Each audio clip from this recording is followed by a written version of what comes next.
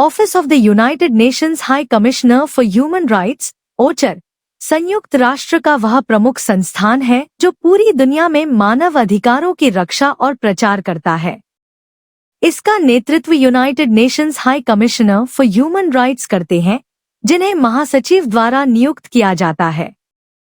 इस पद की स्थापना 1993 में world conference on human rights Vienna 1993 के बाद की गई थी। इसका मुख्यालय जिनेवा में है। इसका मुख्य उद्देश्य यह सुनिश्चित करना है कि हर व्यक्ति को जीवन, स्वतंत्रता, समानता और सम्मान जैसे मूल अधिकार बिना किसी भेदभाव के मिले। यह संस्था मानव अधिकारों के उल्लंघन के खिलाफ आवाज उठाती है और लोगों के अधिकारों की रक्षा करती है। इसके कार्यों को सरल रूप में समझें तो यह मानव अधिकारों के बारे में जागरूकता फैलाती है, देशों की स्थिति पर नजर रखती है, उल्लंघनों की जांच करती है और सरकारों को सुधार के लिए सलाह देती है।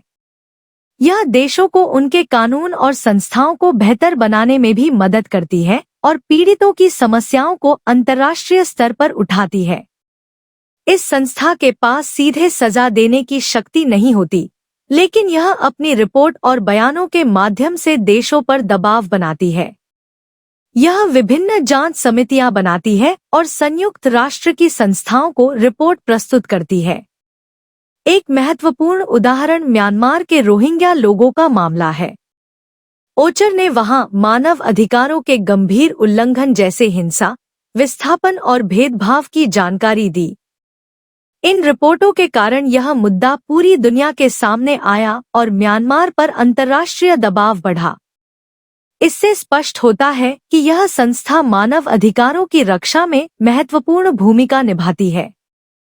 इसकी सबसे बड़ी विशेषता यह है कि यह दुनिया की आवाज बनकर अन्याय के खिलाफ खड़ी होती है और कमजोर लोगों को सहारा देती है।